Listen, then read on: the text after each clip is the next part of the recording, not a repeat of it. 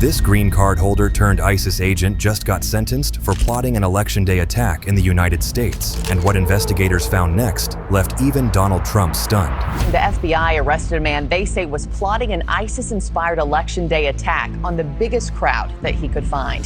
His name is Abdullah Hajizadeh, a 19-year-old Afghan national who was welcomed into America as a lawful permanent resident. But instead of building a life here, prosecutors say he joined his own brother-in-law, Nasir Ahmad Tawhidi, in planning an assault on American voters. When FBI agents moved in, they found the pair buying AK-47 style rifles and 500 rounds of ammunition, believing they were gearing up for the attack. The FBI says messages with an ISIS recruiter revealed discussions about buying AK-47s, bullets, and Tawhidi getting, quote, ready for election day. But here's the part that shocked everyone. Tawhidi wasn't just any suspect. He'd once worked for the CIA in Afghanistan and had passed 2 federal vetting rounds before ever setting foot in the US. Now, their case has reignited a political firestorm as Trump blasts the Biden administration's vetting system, calling it a national security time bomb. Because if a teenager with a green card and a former CIA guard could both slip through the cracks, what else is hiding inside America's borders? It started quietly in the suburbs of Moore, Oklahoma. 2 men pull into a dusty parking lot. Teenage green card holder Abdullah Hajizadeh from Afghanistan and his ex-military brother-in-law Nasir Ahmad Tawhidi. The man agents say drew him into the plot. They think they're meeting a gun dealer. In reality, it's the FBI. When the 2 arrived, cash in hand, the agents watched as Tawhidi calmly inspected 2 AK-47 style rifles and 10 magazines. It's fully automatic. So that means when you hold it, how many hits in here? 30. It's full auto. You hold the trigger, it's gonna keep firing. That single move was the signal. Within seconds, vehicles boxed them in, and armed agents rushed out in perfect formation. The suspects never fired a shot. Prosecutors later revealed that both men believed this would be their martyrdom mission. They chose an election day, 2024, because they knew people would be gathered in large numbers. FBI Director Chris Wray and the Attorney General say this was an ISIS plot of mass murder timed for voters going to the polls on election day. With both suspects in custody, agents began retracing every click, every message, every wire transfer to build the case against them. And that's when they stumbled onto the bizarre digital trail that led the FBI straight to Oklahoma. Cyber analysts in the Oklahoma City Joint Terrorism Task Force flagged a Gmail account belonging to Nasir Ahmad Tawhidi after it accessed extremist forums linked to ISIS propaganda channels. The FBI in recent weeks had locked in on Tawhidi's communications, monitoring numerous contacts between Tawhidi and an alleged ISIS recruiter. What caught agents' attention next were the searches. On July 25th, 2024, Tawhidi's Google history showed alarming questions that could only point to an intent to cause harm. According to the complaint, the defendant Googled how to access Washington, D.C. cameras, which U.S. state does not require a license to get a firearm, as well as which U.S. states have passed permitless carry gun laws. Agents dug deeper and uncovered text messages between Tawhidi and his teenage brother-in-law, Abdullah Hajizadeh. The tone was coded but clear. There were talks of supplies, crowds, and martyrdom. He stated that the weapons were to be used, quote, on election day, targeting large gatherings of people during which he and his brother-in-law expected to be martyred. A sting was planned in coordination with the Joint Terrorism Task Force and Homeland Security investigations. The undercover agents would pose as arms dealers, willing to sell rifles and ammunition. Federal investigators revealed that the person they were trying to sell their house to was a confidential human source with the FBI. The person they were allegedly trying to buy their weapons from was an undercover agent. By early October 2024, the meeting site was chosen, a secluded dirt lot outside Oklahoma City, far from civilian traffic. When the 2 suspects arrived, agents watched from hidden vantage points as cash changed hands. The moment Zadeh touched the ammunition crate, they had proof of possession. Within 10 seconds, both men were in custody. At that point, every frame, every sentence, every serial number was documented. The evidence would later form the backbone of the federal terrorism case and prevent an election day massacre from ever becoming reality. But as prosecutors prepared charges, this, investigators uncovered something that changed the scope of the case entirely. Because these weren't shadowy infiltrators sneaking onto American soil to wreak havoc. They were men the United States had already cleared and welcomed. Yet none of this was flagged then. Though previously cleared and welcomed by the U.S., the suspects slipped through unnoticed, forcing investigators to reassess the case. The sting operation might have stopped the attack, but it also exposed something far bigger than two would-be terrorists. Because when the FBI reviewed how these men entered the United States, they discovered the story didn't start in Oklahoma at all. It started years earlier, with America's own Afghan evacuation program. And what began as a local sting uncovered deeper flaws in the U.S. Afghan evacuation program years earlier. The arrests in Oklahoma raised even bigger questions inside Washington. How did two would-be Afghan terrorists make it through America's most secure vetting systems? How did the CIA, the most advanced intelligence agency in the world, miss these two men? Officials are trying to trace every step of the men's movement and contacts. That could explain how they slipped past multiple layers of U.S. security. To find the answer, investigators traced their immigration histories back to the 2021 U.S. withdrawal from Afghanistan. That year, the Biden administration launched Operation Allies Welcome, a massive airlift meant to rescue Afghan interpreters, guards, and families tied to the U.S. mission. September 2nd, 2021, a plane touches down at Indianapolis International Airport carrying hundreds of Afghan refugees. Just days earlier, Camp Atterbury was authorized to provide temporary housing and support for people evacuated from Afghanistan. More than 70,000 evacuees eventually arrived within months, processed under emergency authority known as humanitarian parole.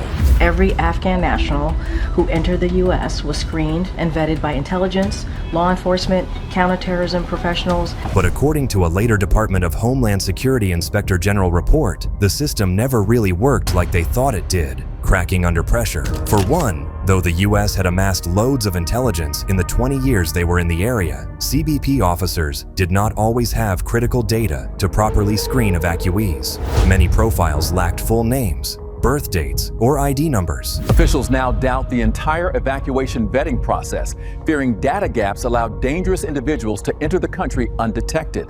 Because that's the system that approved Nasir Ahmad Tawhidi. He had once worked as a security guard at a CIA base in Afghanistan. That status made him eligible for a special immigrant visa, but officials now say he likely entered on humanitarian parole instead, meaning he faced lighter screening. A senior DHS official later confirmed to NBC News that Tawhidi passed 2 vetting rounds with no derogatory information detected. NBC News is reporting no red flags were ever uncovered after several rounds of vetting. So how did he end up plotting to end the lives of hundreds, if not thousands of Americans? By the time Tawhidi applied for his special immigrant visa from Oklahoma City, he was already living legally in the U.S., married and raising a family. No one suspected he was consuming ISIS propaganda online, or that he'd soon begin planning the attack. Abdullah Hajizadeh entered the U.S. even earlier, in 2018, under a special immigrant visa connected to his family's service alongside American forces. Despite full vetting and legal entry, both men later proved dangerous, raising urgent questions about screening effectiveness. From the outside, their lives looked ordinary, but by 2024, behind the scenes, they were sending money transfers to ISIS recruiters. For the FBI, the case exposed a painful truth. The failure didn't happen in that Oklahoma parking lot. It happened inside the system designed to prevent it. And inside Washington, that failure was about to ignite a political storm. When details of the Oklahoma case first went public, one line in the charging documents jumped off the page. Nasir Ahmad Tawhidi had once worked security for a CIA base in Afghanistan. At first, officials dismissed it as a translation error, but internal records confirmed that during America's final years in Afghanistan, Tawhidi was hired through a local contractor to guard a classified compound used by U.S. intelligence personnel. That revelation hit Washington like a shockwave. The question wasn't just how he was radicalized, it was when. Was he already radicalized in Afghanistan and the CIA missed it? Or did he get radicalized on American soil? Option 1 would be devastating for the CIA because it would call into question the 70,000 Afghans cleared and currently living in the US. If Tawhidi somehow slipped through the cracks, then any number of them could have. The CIA declined to comment publicly. Secretary of Homeland Security last week, when pressed on this, wouldn't even engage, wouldn't answer questions, wouldn't say whether or not the vetting missed something or whether they had figured out what it had missed. However, two administration sources later told NBC News that counter-terror analysts believe Tawhidi had been radicalized after arriving in the United States sometime between 2022 and 2024 through an ISIS agent. Federal agents believe Afghan national Nasir Ahmad Tawhidi was in direct contact with ISIS-K operatives and not self-radicalized. Still, inside Langley, senior officials quietly ordered an internal review of every Afghan contractor who'd been evacuated under emergency status. We must now re-examine every single alien who has entered our country from Afghanistan under Biden. Thousands of names were rescreened. No one wanted another Tawhidi. Meanwhile, the Department of Homeland Security Inspector General was finalizing its own audit. It confirmed the CIA weren't the only ones with incomplete data. Customs and Border Protection also lacked complete identification data for many evacuees, exactly the gap that allowed Tawhidi's file to pass untouched. A political firestorm exploded. Inside the White House, aides scrambled to frame the case as an isolated breach, but for the opposition, it was evidence of a broader collapse. If even CIA-cleared personnel could slip through, what did that say about America's intelligence pipeline?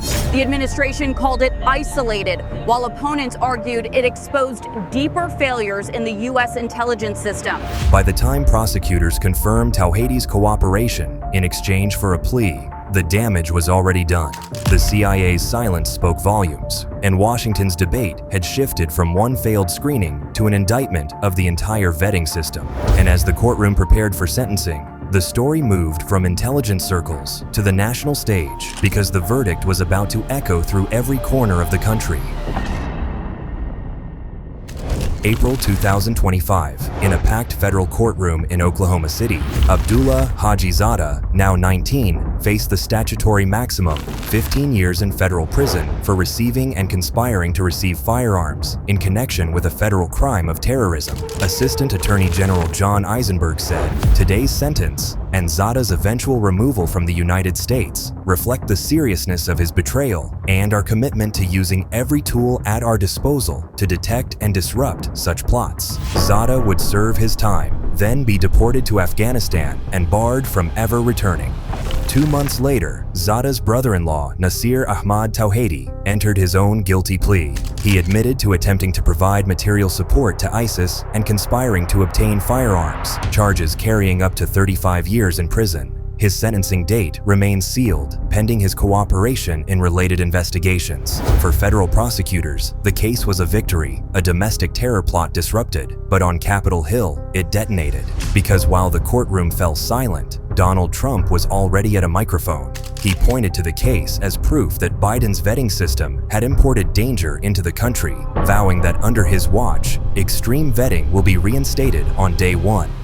In the months after the sentencing, Washington was consumed by one question: how many more cases like this could be hiding in plain sight? The last administration let in 20 million unknown and unvetted foreigners from all over the world, from places that you don't want to even know about.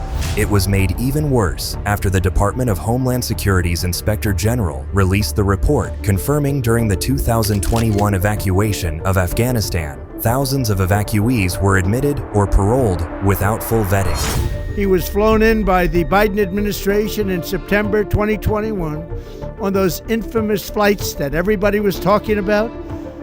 Nobody knew who was coming in. Nobody knew anything about it. Committees launched quiet investigations into every parolee from Operation Allies Welcome, and new legislation demanded tighter biometric screening for future refugee programs. And we must take all necessary measures to ensure the removal of any alien from any country who does not belong here or add benefit to our country. If they can't love our country, we don't want them. Inside law enforcement circles, the FBI expanded monitoring of digital channels used by radical recruiters. Agents called it Operation Sentinel. Their focus was finding others radicalized after arrival, before another election day became a target. The Oklahoma case wasn't just about two men, it was a warning about what happens when a system built to protect America starts letting danger in through the front door. Thousands were vetted, screened, and welcomed after the fall of Afghanistan. But, as this case proves, all it takes is one failure for the consequences to reach every corner of the country. If a green card holder turned ISIS agent could slip through, and a former CIA guard could radicalize inside the US, then maybe the real question isn't how they were caught, it's who hasn't been. If you found this breakdown eye-opening, hit subscribe and turn on notifications so you don't miss our next investigation into America's national security blind spots. We'll keep following where the files lead and who's trying to hide them.